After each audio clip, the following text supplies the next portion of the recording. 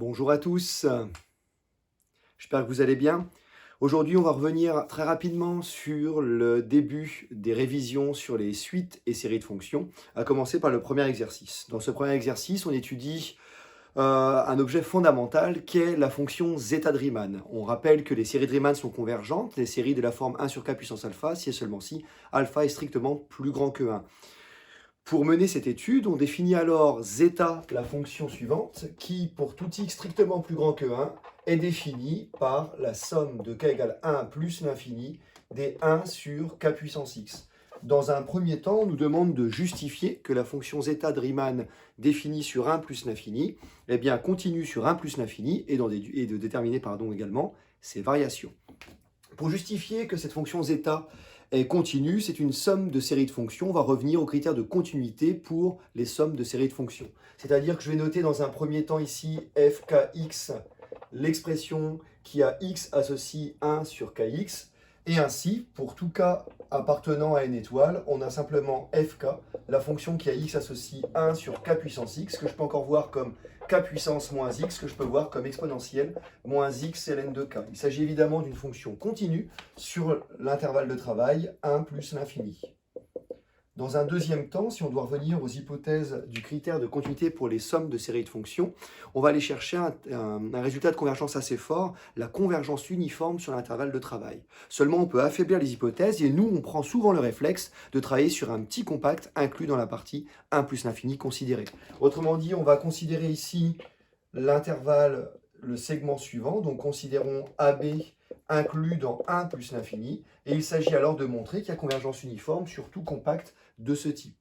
Seulement voilà, au lieu d'aller chercher la convergence uniforme, on va aller chercher un mode de convergence encore plus fort, la convergence normale. Tout simplement parce que la convergence uniforme est définie à partir de la gestion du reste partiel en norme infinie, ce qui n'est pas simple à déterminer pour une série de fonctions quelconque. Autrement dit, on va étudier pour tout x appartenant à AB, et pour tout k appartenant à n étoile, il s'agit dans un premier temps de contrôler en valeur absolue fkx, c'est-à-dire d'essayer de contrôler ici le 1 sur k puissance x. Seulement 1 sur k puissance x, comme k est strictement plus grand que 1, et quand x est compris entre a et b, il s'agit de majorer ceci par 1 sur k puissance a. Pourquoi? Eh bien, k étant plus grand que 1, pour minorer ici le dénominateur, on va prendre la puissance a la plus faible, c'est-à-dire qu'on va contrôler ça par 1 sur k puissance a. Alors, ce majorant ne dépend plus de x, on peut donc passer au sup et obtenir un contrôle de la norme infinie. C'est-à-dire qu'ici, la norme infinie de fk est bien majorée par 1 sur k puissance a.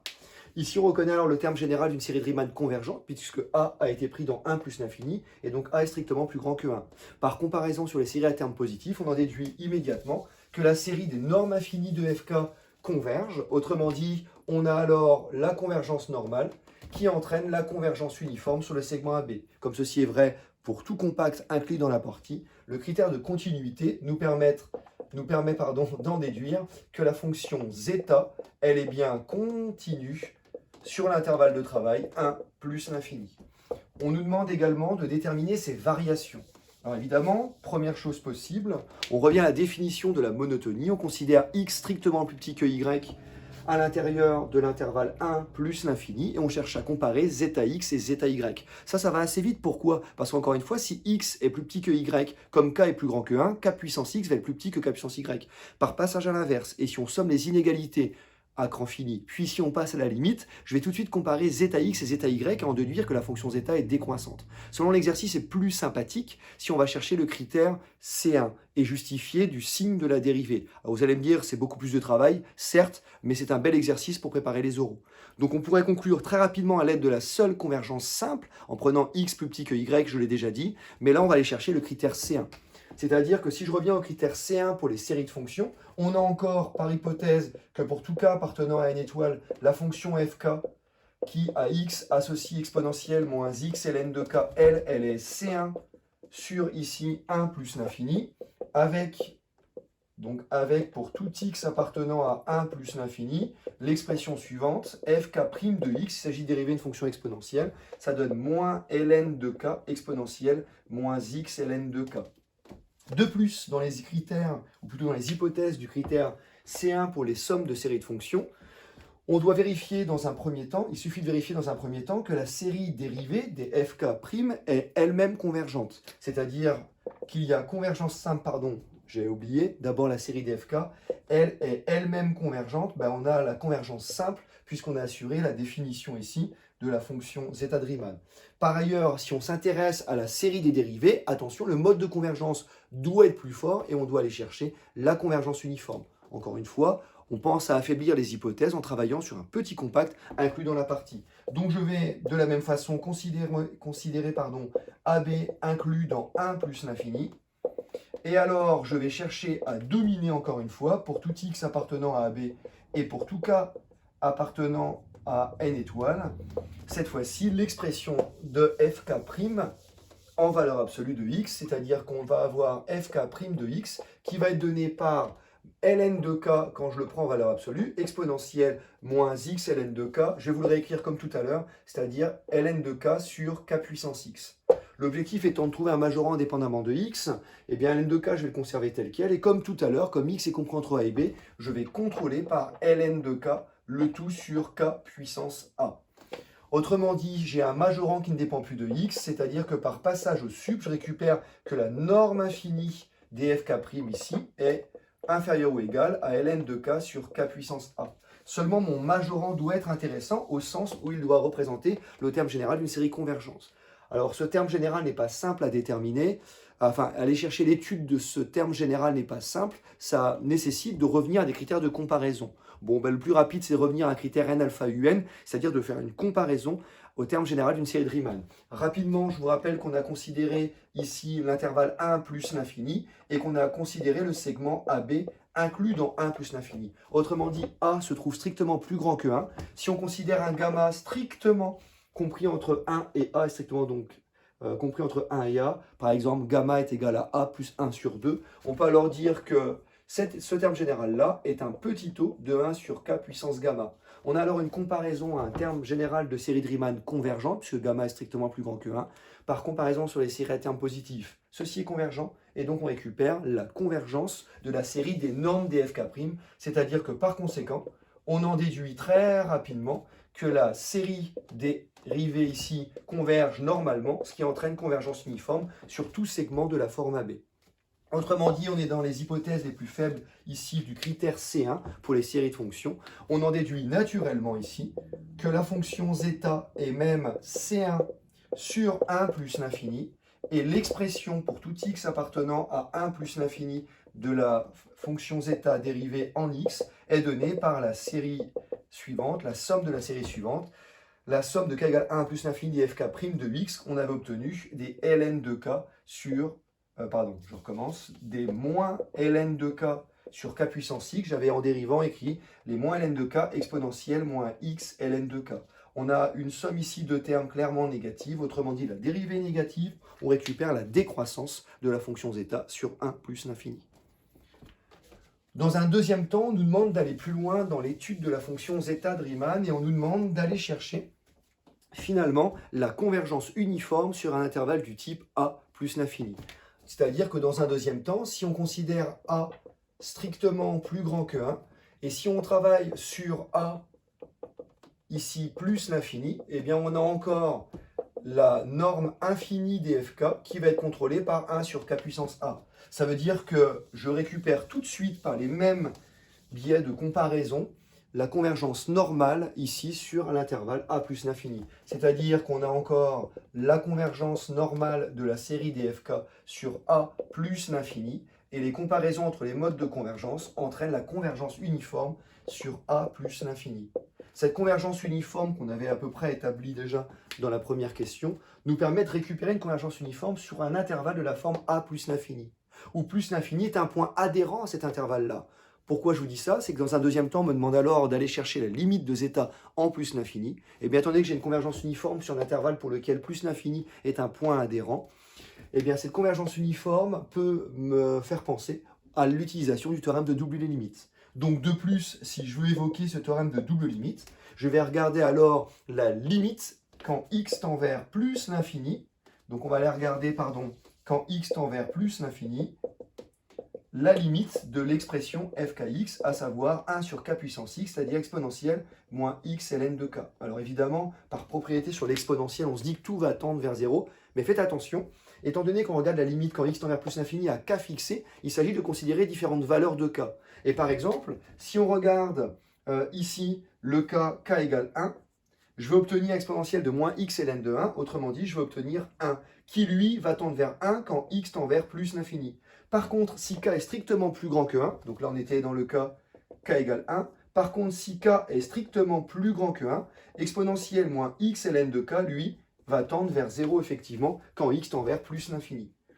Autrement dit, la limite existe pour tout cas en x quand x tend vers plus l'infini. J'ai convergence uniforme sur un intervalle pour lequel plus l'infini est un point adhérent. Par utilisation de ce théorème de double limite pour les sommes de séries de fonctions, on peut donc en déduire ici que la limite quand x tend vers plus l'infini de la somme, c'est la somme des limites, c'est-à-dire la somme de k égale 1 à plus l'infini des limites des fkx quand x tend vers plus l'infini. C'est-à-dire que pour toutes les valeurs de k strictement plus grand que 1, on obtient des termes nuls. Reste le seul terme pour k égale 1, c'est-à-dire 1. Autrement dit, on récupère ainsi que, la fonction zeta ici, en plus l'infini, tend vers une valeur finie, petit 1, excusez-moi. C'est-à-dire qu'on a ici une droite asymptote horizontale d'équation y égale 1. Pour aller plus loin encore, on nous demande de préciser alors sur l'autre bord le comportement asymptotique de zeta qui était défini sur 1 ouvert plus l'infini.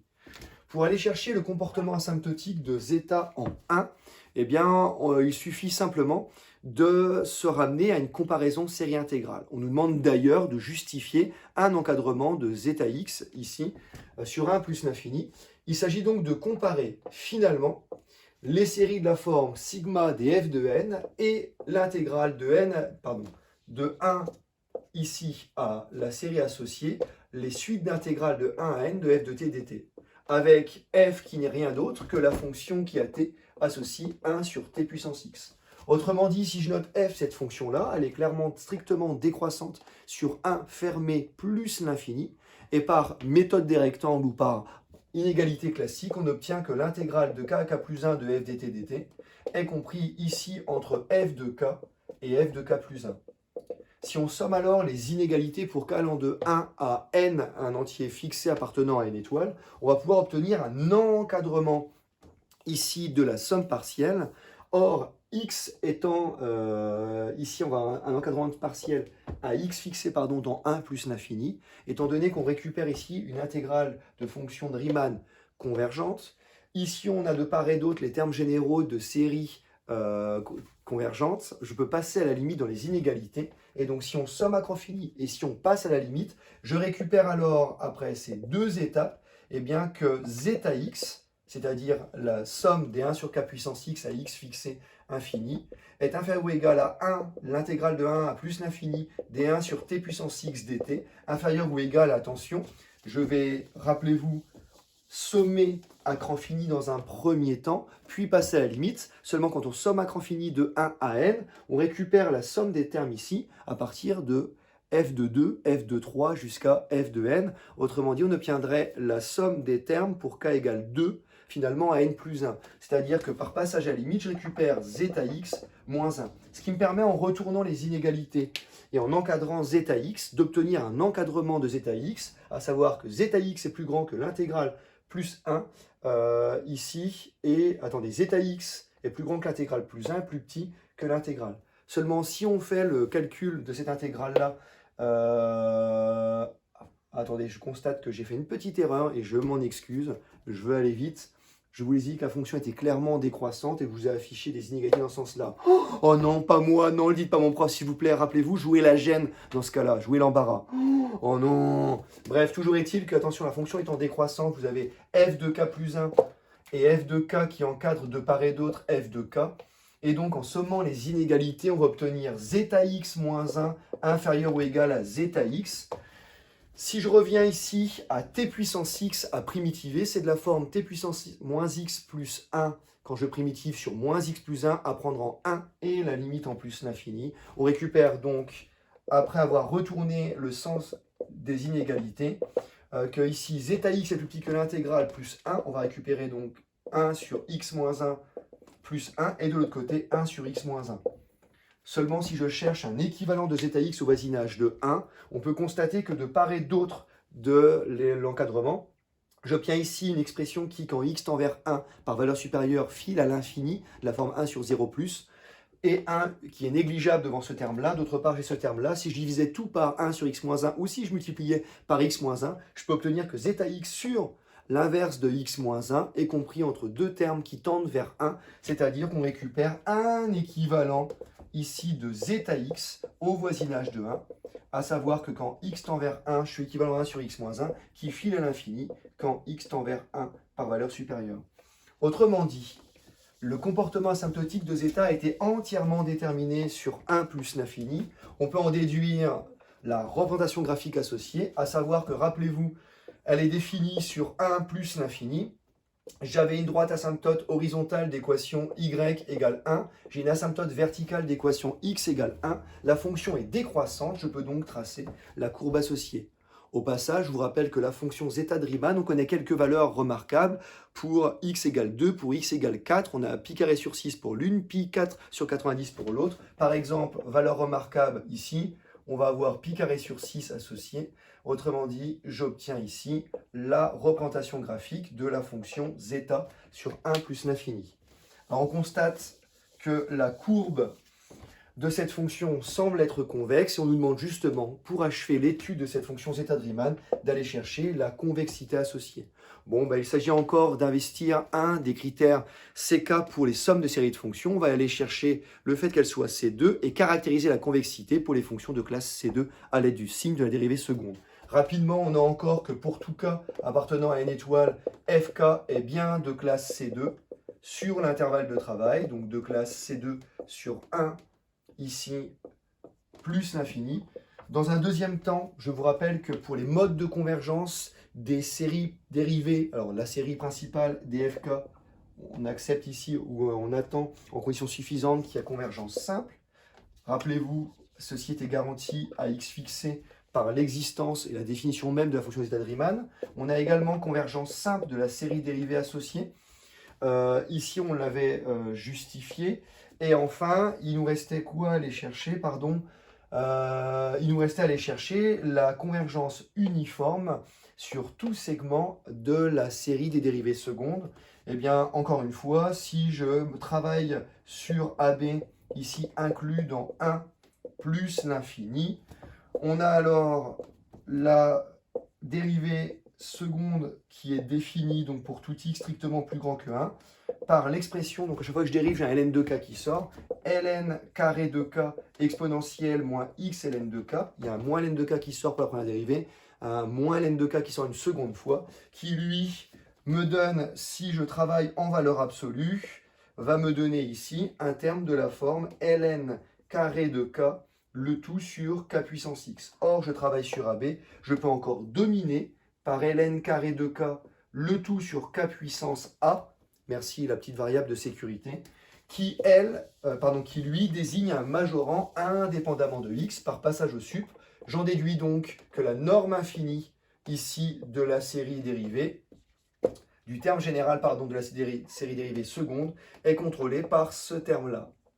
Alors encore une fois, c'est un terme général qui n'est pas évident, dont il n'est pas évident de déterminer à l'avance la convergence ou la divergence. Une comparaison, encore une fois, sur les séries Riemann va nous permettre de conclure. Pourquoi? Eh bien, A étant strictement plus grand que 1, c'est encore, par croissance comparée, un petit taux de 1 sur k puissance gamma, où gamma serait choisi entre 1 et A strictement. Par exemple, gamma peut être pris par 1 plus A sur 2. Autrement dit, par comparaison, si ça c'est un terme général de série convergente, par comparaison sur les séries à termes positifs, ceci également. Et enfin, par comparaison, on récupère la convergence normale ici de la série dérivée seconde et donc la convergence uniforme sur tout segment AB de la série des dérivées secondes. Le critère C2 pour les sommes des séries de fonctions nous permet d'affirmer que la fonction zeta est de classe C2 et l'expression de sa dérivée seconde sur 1 plus l'infini pour tout i strictement plus grand que 1 est donnée par la somme de k égale 1 plus l'infini des dérivées secondes, on a dit des ln carré exponentielle moins x ln de k, ou alors pour le réécrire autrement, ln carré de k sur k puissance x, somme de termes positifs Donc la dérivée seconde est positive, on en déduit que la fonction zeta est convexe, ce qui confirme l'étude qu'on avait menée de la fonction isotriémame et sa courbe représentative. Dans ce deuxième exercice, on nous demande alors de justifier une égalité entre deux expressions, la somme infinie d'une série numérique et l'intégrale de 0 à 1 de t puissance moins t dt. Dans ce genre d'exercice, il convient toujours de vérifier l'existence des deux objets en amont. C'est pour ça que l'exercice a été découpé. Dans un premier temps, on me demande de justifier donc la convergence de la série des n puissance moins n pour assurer de l'existence de la somme de k égale 1 plus l'infini des n puissance moins n. Il s'agit de justifier la convergence de cette série numérique. Si on considère un ce terme général, on a alors pour tout n appartenant à n étoile, n puissance moins n qui peut être vu comme 1 sur n puissance n. En particulier, si je cherche à justifier la convergence par comparaison sur les séries à termes positifs, on peut constater que pour tout n supérieur ou égal à 2, j'ai bien n puissance n qui est supérieur ou égal à 2 puissance moins n, et donc par passage à l'inverse, un, mon terme général, va être contrôlé par 1 sur 2 puissance n, c'est-à-dire 1 demi à la puissance n. Il s'agit alors de reconnaître le terme général d'une série géométrique convergente, parce qu'un demi en valeur absolue est strictement plus petit que 1, et par comparaison sur les séries à termes positifs, on en déduit ici que la série des un converge, ce qui assure l'existence de la somme infinie des n puissance moins n. Dans un deuxième temps, on me demande alors de justifier l'existence de l'intégrale de 0 à 1 dt puissance moins t dt. Alors, c'est pas demandé comme ça, mais l'expression qui a t associé t puissance moins t est donnée ici par la notation d'exposant d'exposant réel, c'est-à-dire exponentielle de moins t ln de t. C'est une expression associée à une fonction continue sur 0,1 ouvert en 0, fermé en 1. Seulement quand t tend vers 0, les croissances comparées nous permettent d'affirmer que t ln de t tend vers 0, et par composition avec l'exponentielle, le tout tend vers 1. Autrement dit, si on nomme petit f cette fonction-là, elle est naturellement prolongeable par continuité sur 0,1 fermé, en considérant le point f de 0 est égal à 1. Ce qui justifie alors de l'existence de l'intégrale de 0 à 1 de t puissance moins t dt, puisqu'on intègre là une fonction continue sur le segment 0,1. Encore faut-il justifier de l'égalité entre l'intégrale et la somme. Alors évidemment, pour ce genre d'égalité, on peut partir d'un côté et aller de l'autre. Par exemple, si de plus je regarde l'intégrale ici de 0 à 1 de t puissance moins t dt, je peux donc l'avoir comme l'intégrale de 0 à 1 d'exponentielle moins t ln de t dt. Seulement partant d'une intégrale, comment obtenir une somme? C'est là où bien souvent vous dépensez à tous les DSE usuels et leur domaine de convergence associé. Si j'ai l'exponentielle, je vous rappelle que elle-même la fonction exponentielle est DSE sur C, en particulier sur R, et donc naturellement, pour tout t appartenant à 0,1, l'exponentielle de moins t ln de t, je peux le voir comme la somme de k égale 0 à plus l'infini des, ici, moins t ln de t, le tout à la puissance k, sur factoriel k dt. C'est-à-dire que je peux voir ça comme l'intégrale de 0 à 1 de la somme de k égale 0 à plus l'infini des moins 1 puissance k, t puissance k, ln puissance k de t, le tout sur factoriel k dt. On reconnaît alors ici la somme d'une série de fonctions continues sur 0,1. Attention, soit je décide de prolonger L de manière pas abusive, mais de prolonger naturellement t ln de t en 0 en prolongeant avec la valeur 0. Et dans ce cas-là, je peux considérer ça comme la somme d'une série de fonctions continues sur 0,1 fermée. Et si je veux aller plus loin et échanger les symboles, je peux alors invoquer le théorème de convergence uniforme sur un segment pour la somme d'une série de fonctions et échanger les symboles sur les aires qu'on ait convergence uniforme. Si dans ce cas-là, je traite l'intégrale sur 0,1 avec 0 ouvert, dans ce cas-là, ça ne change pas la valeur de l'intégrale puisque prendre ou non le point ne change pas la valeur de cette intégrale. Mais si je travaille alors sur l'intégrale de 0 à 1, 0 ouvert, on fait face alors à la somme d'une série de fonctions qui est continue sur un intervalle ouvert. Auquel cas, je peux aller chercher plutôt le théorème d'intégration terme à terme de Lebesgue. Enfin, pour finir, une dernière façon de procéder, c'est peut-être ici d'aller chercher, rappelez-vous, le théorème de convergence dominée appliqué à la suite de sommes partielles des séries de fonctions ici présentes.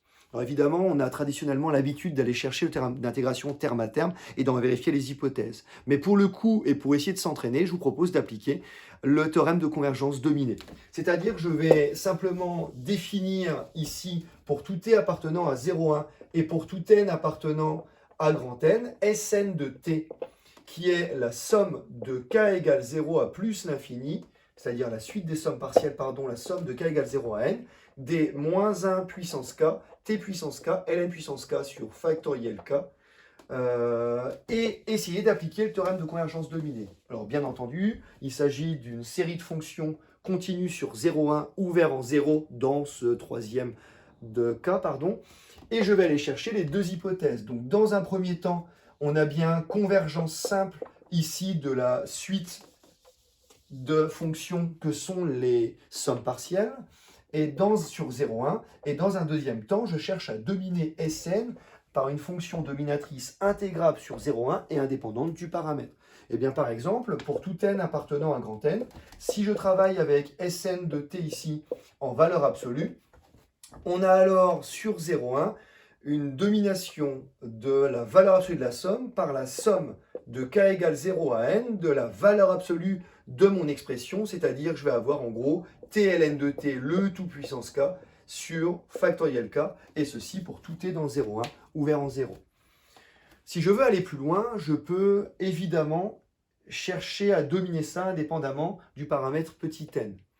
Mais la fonction qui a t associe t ln de t est une fonction facile à étudier. Si vous posez g, une fonction auxiliaire qui a t associe t ln de t, vous obtenez pour dériver ln de t plus 1 et vous allez vérifier que cette dérivée s'annule en 1 sur e. Autrement dit, la courbe associée est facile à obtenir et on obtient un minimum sur 0,1 en 1 sur e qui donne pour valeur moins 1 sur e. Autrement dit, en valeur absolue, toute cette expression peut être majorée par la somme de k égale 0 à n des 1 sur e à la puissance k, le tout sur factoriel k. Seulement, on reconnaît alors une somme partielle de série exponentielle convergente que je peux majorer par sa limite. Comme on somme des termes positifs, on peut alors contrôler cette somme partielle par la somme infinie des 1 sur e puissance k sur factoriel k, c'est-à-dire la constante exponentielle de 1 sur e. Autrement dit, pour tout t appartenant à 0,1, pour tout t appartenant à 0,1 et pour tout n appartenant à grand N, Sn, ici la somme partielle, va être dominée ici par la constante exponentielle de 1 sur e, qui elle-même est intégrable ici sur 0,1 à valeur dans R. Ceci nous donne l'hypothèse de domination, et donc d'après le théorème de convergence dominée, je vais pouvoir échanger les symboles et obtenir le résultat suivant, c'est-à-dire que l'intégrale que je calculais, vue comme t puissance moins t ici entre 0 et 1, je peux le voir comme l'intégrale de 0 à 1 de la somme de k égale 0 à plus l'infini des moins 1 puissance k, t puissance k, ln de t puissance k, le tout sur factoriel k dt, mais c'est aussi égal à l'aide du théorème de convergence dominée à la somme ici de k égale 0 à plus l'infini des intégrales de 0 à 1. Pardon, je vais sortir ici le moins 1 puissance k sur factoriel k de l'intégrale de 0 à 1 de t puissance k, ln de t puissance k dt. Alors pourquoi ressortir ces constantes-là? Parce qu'une fois qu'on a échangé les symboles, la seule difficulté reste dans le calcul de cette suite d'intégrales.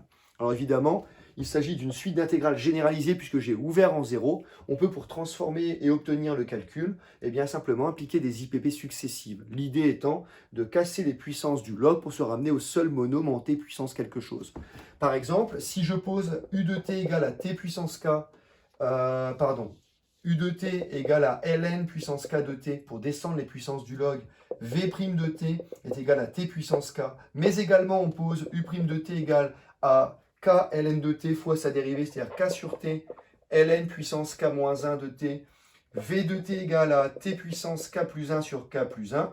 Si je veux invoquer la formule d'intégration par partie pour les intégrales généralisées, je dois rappeler 1, que uv sont bien des fonctions de classe C1 sur l'intervalle de travail, mais également, deuxième hypothèse, je dois vérifier que le crochet possède bien une limite finie au bord. En 1, pas de problème puisque c'était parfaitement défini, et en 0, que la limite existe. Autrement dit, si je regarde ut, vt, quand t tend vers 0, eh bien on obtient alors 1 sur k plus 1, c'est une constante, on obtient des expressions de la forme t puissance k plus 1 fois ln de t puissance k, autrement dit par croissance comparée, ça tend bien vers 0. Le crochet étant existant, la forme d'intégration par partie pour les intégrales généralisées, elle est valide, et ça m'assure l'existence de la nouvelle intégrale, ce qui me permet d'assurer que finalement, quand je calcule à part l'intégrale de 0 à 1 de t puissance k, ln puissance k t dt, j'obtiens un crochet qui n'est rien d'autre que ut vt à prendre entre les deux bornes. Donc en 1, ça donne tout de suite du ln de 1 qui vaut 0, donc 0, moins la valeur limite en 0 de ut v de t, qui est égale à 0. Autrement dit, j'obtiens 0 pour le crochet, moins l'intégrale de ce que j'ai créé ici. C'est-à-dire, si je ne dis pas de bêtises, j'ai un k sur k plus 1, des constantes qui apparaissent, que je sors de la nouvelle intégrale, fois l'intégrale de 0 à 1 de ce que j'ai créé. J'ai créé un t puissance k plus 1 fois 1 sur t, ça fait t puissance k, ici, ln puissance k moins 1 de t dt. C'est-à-dire qu'à la première itération, j'ai réussi, avec des termes correcteurs, à abaisser la puissance du log. Évidemment, on peut établir que pour tout j, à la jème itération, vous allez sortir différentes puissances du log, k fois k moins 1, fois k moins 2, fois k moins j plus 1. Et au dénominateur, vous allez à chaque fois primitiver le t puissance k, donc sortir autant de fois des k plus 1, c'est-à-dire un k plus 1 puissance j. C'est-à-dire qu'on pourrait proposer que pour tout j, compris entre finalement ici 1 et k, et bien qu'à la jème itération, on a une formule générique qui est donnée par un crochet nul et un truc du type moins 1 puissance j, puisqu'il y a autant de moins 1 qui sort, fois un produit de termes qui dépend de j, fois l'intégrale de 0 à 1 de t puissance k, ln de k moins j, puissance k moins j. C'est-à-dire que ceci me donne une récurrence finie qu'on peut établir assez rapidement. À l'oral, on peut conclure que par itération successive, j'obtiens une formule valide, et en particulier, on obtient alors que l'intégrale de 0 à 1 de t puissance moins t dt, qui était donnée par, ici, la somme de k égale 0 à plus l'infini des moins 1 puissance k sur factoriel k, fois ma suite d'intégrales de 0 à 1 des t puissance k, ln puissance k dt, nous donne, après k itération et k ipp, la somme de k égale 0 à plus l'infini des moins 1 puissance k sur factoriel k, le tout fois, donc si j'itère k fois, j'ai autant de moins qui sortent, fois moins 1 puissance k, le tout, n'oubliez pas, fois les k qui sortent ici, ce sont les puissances du log qu'on abaisse. Donc si je le fais k fois k moins 1 fois k moins 2 fois 1, on va obtenir factoriel k. Le tout fois, il va me rester, sur k plus 1 qui sort autant de fois, c'est-à-dire puissance k, et il va me rester l'intégrale de 0 à 1 des t puissance k, puisque eux sont invariants à chaque passage de boucle. Par contre, le log disparaît dt. Autrement dit, j'obtiens ici, après simplification de ma factorielle, moins 1 puissance de k, ça donne 1, la somme de k égale 0 à plus l'infini, des 1 sur k plus 1 puissance k, et cette intégrale-là à calculer, que je vois comme t puissance k plus 1 sur k plus 1 à prendre entre 0 et 1, c'est-à-dire qu'on récupère encore une puissance sur k plus 1, on obtient 1 sur k plus 1 à la puissance k plus 1. Eh bien, un simple changement d'indice nous permet de récupérer la somme infinie de k égale 1 à plus l'infini des 1 sur k puissance k, c'est-à-dire des k puissance moins k, ce qui donne l'égalité et achève ce deuxième exercice. Pour ce dernier exercice, on nous donne ici une suite de fonctions définies sur A à valeur dans C. Et on nous demande de justifier que si la série de fonctions associées converge uniformément, alors le terme général Fn tend vers 0 uniformément. C'est un résultat classique ou une condition nécessaire de convergence pour les séries numériques. On peut retrouver celui-ci en ce qui concerne les séries de fonctions. Si je note alors de manière classique Sn, la suite des sommes partielles, et grand S, la somme associée, on a alors, par exemple, pour tout n appartenant à n étoile, Fn, ici, la norme infinie des Fn, que je peux voir simplement comme la différence entre la suite des sommes partielles au rang n et la suite des sommes partielles au rang n-1. Seulement, si je veux justifier que l'UI tend vers 0 en norme infinie, on peut par exemple revenir à la définition de la convergence uniforme pour la suite des sommes partielles, pour la série de fonctions, c'est-à-dire qu'en notant grand S, la limite associée, et par inégalité triangulaire sur la norme infinie, de dire que ça nous donne Sn-S en norme infinie, plus S moins Sn-1 en norme infinie. Or, si par hypothèse, la série de fonctions converge uniformément sur A, vers grand S à limite uniforme associée, Sn-S tend vers 0 en norme infinie, de la même manière, S moins Sn-1 tend vers 0. Autrement dit, on a la norme infinie qui est positive et contrôlée par quelque chose qui tend vers 0 quand n tend vers plus l'infini. On récupère alors par encadrement, ici, qu'on a convergence par encadrement, on a convergence uniforme vers la fonction nulle du terme général Fn. Bien entendu, la question petit 2 est une application de cette première condition nécessaire de convergence. Dans cette deuxième question, on nous définit alors pour tout n appartenant à grand N et pour tout x appartenant à R+, Fn, la fonction qui a x associe n x carré exponentielle de moins n racine de x. Dans un premier temps, on me demande de justifier de la convergence simple de la série de fonctions associées. Autrement dit, je vais fixer ici x appartenant à R+, et je dois justifier que la suite des sommes partielles des fnx à x fixé est convergente. On va considérer deux cas. Un premier cas, par exemple, un peu bâtard, le cas x égale 0, parce que pour x égale 0, j'ai le fn de x, c'est-à-dire fn de 0, qui est le terme général nul. Or, si on somme des termes généraux nuls, alors naturellement, la série de fonctions associées converge, et elle converge vers une limite nulle. Si on traite alors un cas ici plus général, c'est-à-dire pour x strictement positif, à x fixé, fn de x n'est rien d'autre que n x carré exponentielle moins n, c'était n racine de x, pardon. Ici, c'est, je crois, attendez, il faut juste que je regarde l'énoncé, je ne le connais pas par cœur. C'était x racine de n, très bien. Et ici, on a donc, ici, exponentielle moins x racine de n. Et donc, à x fixé, vous pouvez traiter les x ici comme des constantes. Et donc, quand je travaille sur la convergence, je peux comparer ce terme général à un terme général dépendant de n, dont je peux maîtriser la convergence. Encore une fois, vous avez une exponentielle d'exposant strictement négatif, parce que x est strictement positif ici. Autrement dit, je peux voir ça, encore une fois, comme un petit taux de 1 sur n carré. On a alors une comparaison à un terme général de série de Riemann convergente, puisque 2 est strictement plus grand que 1. Et par comparaison sur les séries à terme positif, on en déduit que par comparaison, la série ici des fn de x converge. C'est-à-dire que s'il y a une convergence à x fixé, on en déduit dans les deux cas que x soit nul ou que x soit strictement positif, que la série des fn converge simplement ici sur 0 plus l'infini. Hop, sur 0 plus l'infini. On me demande alors de réfléchir ou de vérifier s'il n'y a pas convergence uniforme sur 0 plus l'infini. Alors on pourrait se dire, bah tiens, allons chercher la convergence normale qui entraînerait la convergence uniforme. Ou alors se dire que je veux revenir à la définition de la convergence uniforme d'une série de fonctions, c'est-à-dire la convergence donc de la différence entre S et Sn en norme infinie vers 0, c'est-à-dire la gestion du reste partiel en norme infinie, montrer que ça tend vers 0. Seulement, en vue de la première question, on peut essayer de justifier que ça ne convient pas.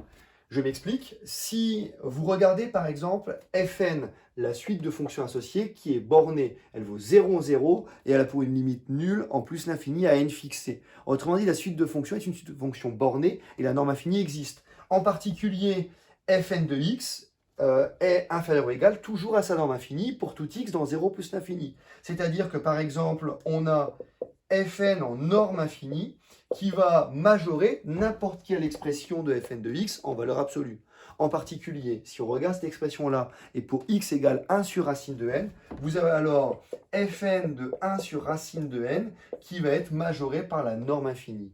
Pourquoi avoir pris et spécialisé la valeur x en 1 sur racine de n? C'est parce qu'en 1 sur racine de n, vous obtenez ici n fois 1 sur n fois exponentielle de moins 1. Autrement dit, on récupère 1 exponentielle de moins 1, on récupère exponentielle de moins 1. Autrement dit, le terme général en norme infinie est toujours contrôlé par une valeur strictement positive. De fait, le terme général ne peut pas tendre vers 0, c'est-à-dire qu'on ne peut pas avoir convergence uniforme de la série de fonctions ici. Ce qui achève ce dernier exercice. Encore une fois, j'espère avoir pu vous aider et avoir pu vous rappeler quelques utilisations des théorèmes classiques sur les suites et séries de fonctions. Je vous souhaite une excellente soirée.